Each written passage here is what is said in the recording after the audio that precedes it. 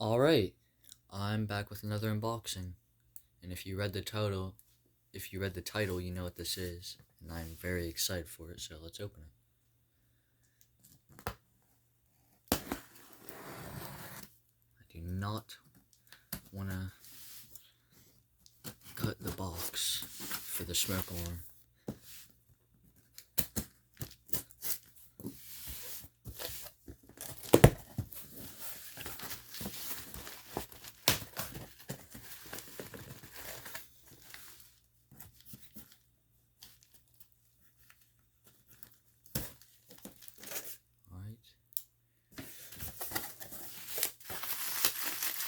Oh wow, they got this packaged really well. Alright, I'll get the box out of the way. Oh, I can see it. Wow. You can probably already see it too. Wow, there it is. Let me put this packing stuff away. Yeah, I got another Honeywell. And you're probably thinking, oh, this is a CD200A. But if I flip this, or actually, if I let me turn on my light real quick. I don't know why I didn't already. If you look close, you can see TC49D 1002. That is right, this is a hardwired model. You can also see the lens through the packaging. I think this is already opened.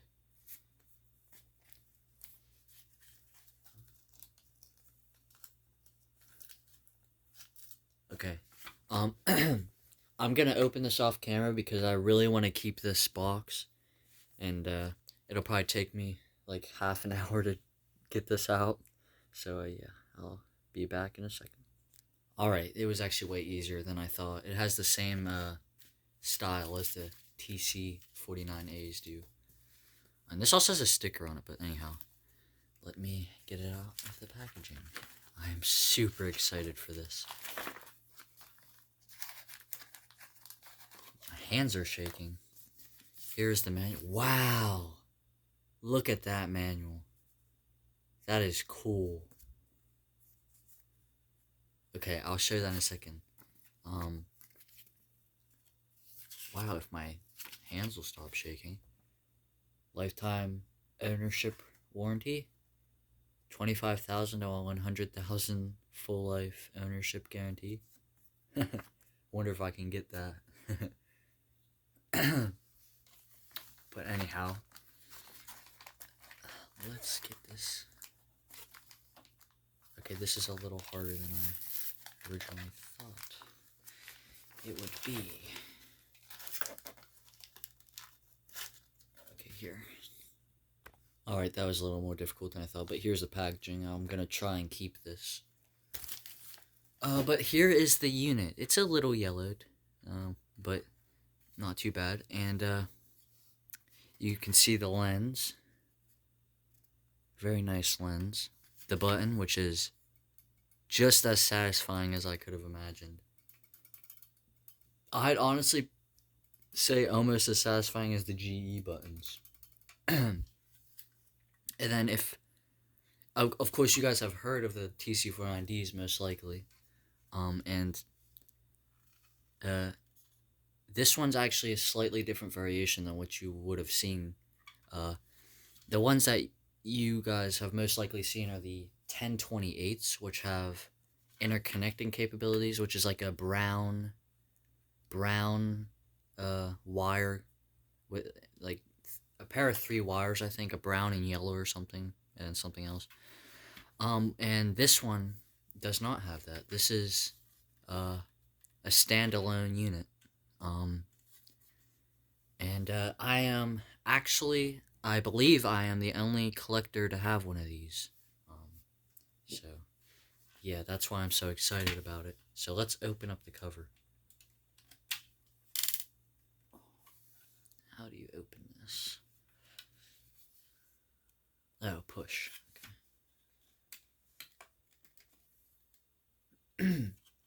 Okay, there it is.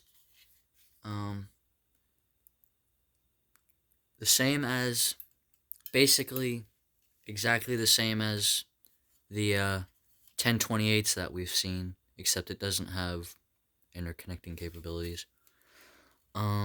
This cover, oh. Oh, okay.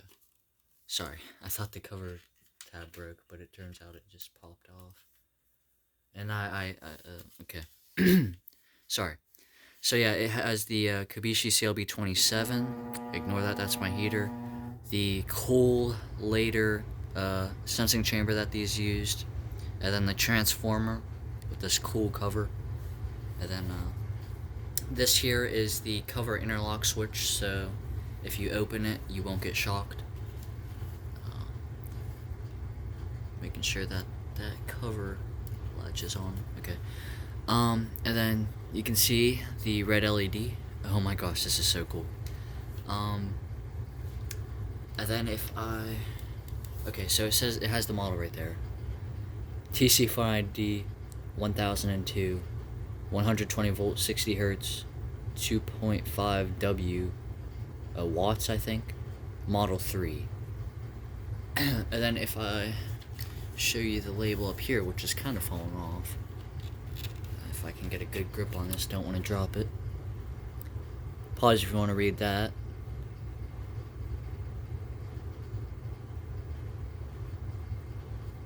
Yep. So, this is now my third Honeywell in my collection.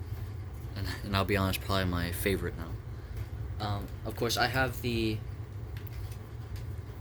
TC49A, which is the predecessor to these, and everyone knows what these are. These are classics. And this is the 1054. This is contractor. And then I also, not too long ago, got another rare Honeywell, a line cord version of this. It's technically a 1054, but it's actually the label for the line cord is 1022-2. So these are all three of my Honeywells. Wow, okay. I'm sorry, I'm just super excited.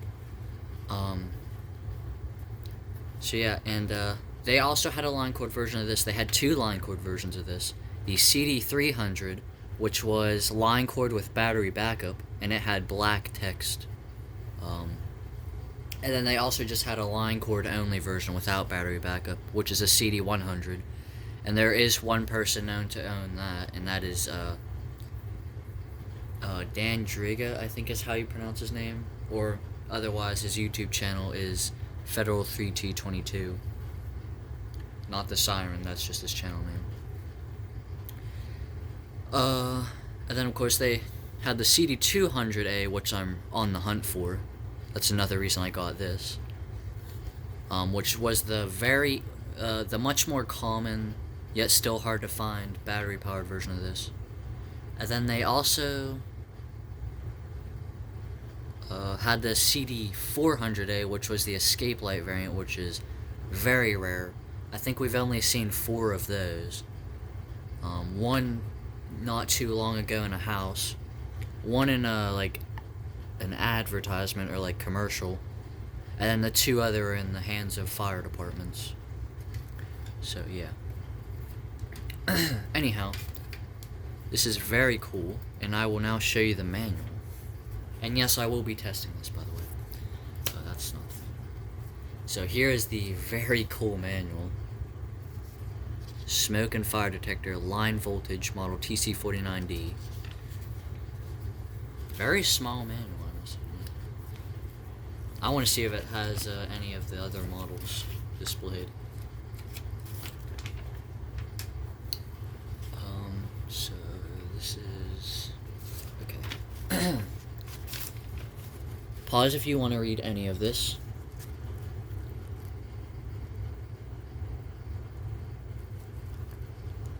This explains stuff.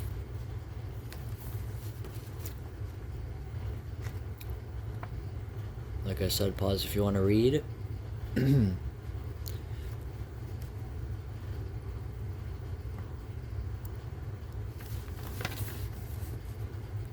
my hands are still shaking.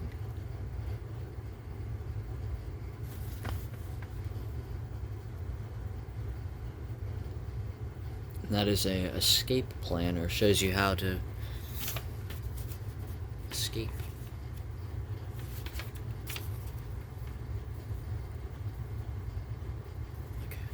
Okay. Shows you where to install it. Pause if you want to read. Shows you how. Oh, okay. So they did. So I guess they did kind of want you to remove the cover of these. That would explain why. We find so many of these in houses with missing covers, or the not. Oh, look, there's the line cord one. The TC40, and yes, that is so cool. That is the CD100. We do, of course, have. I think we have pictures of those, of course, from Dan Draga. But that okay. No, I'm gonna shut up. I'm gonna stop rambling. That's the interconnect version. That's the one that is more common. Which I would like to get one of those still. But those are pretty hard to find. And then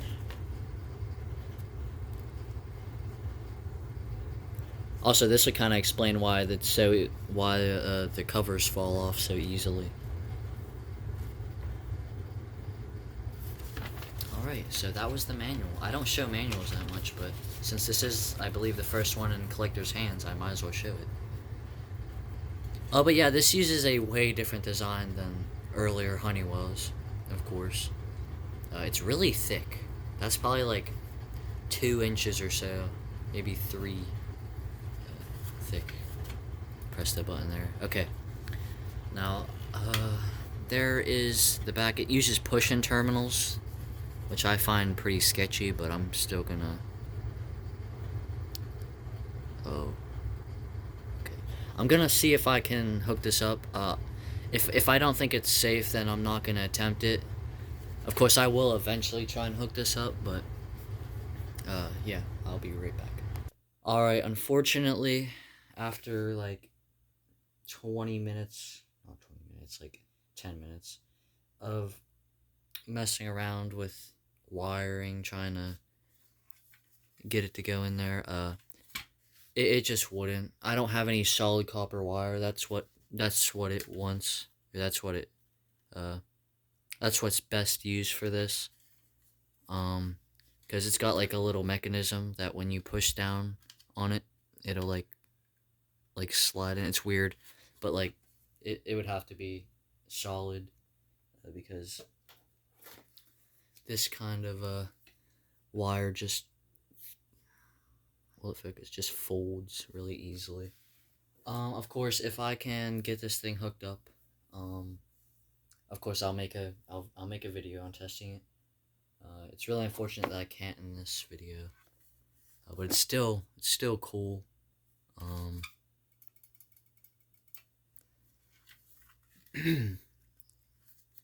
Of course, this would probably just sound like any other Honeywell with the modulated buzz, because this uses the Kabishi CLB27, which from what I know, all of the other 1028 versions I know of have. So I'll try and link one of those videos in the comments so you can hear them until I can get this one to work. So yeah, I'm kind of sorry about that, but I hope you enjoyed the video. I know most of the video is just me talking like nonsense. I tried fitting as much information in as possible, and I'll see you in the next one. I do have I hope to have a few videos planned in around October, because I have some stuff going on. But But you'll see that, hopefully. And yeah, so I hope you enjoyed, and I'll see you in the next one.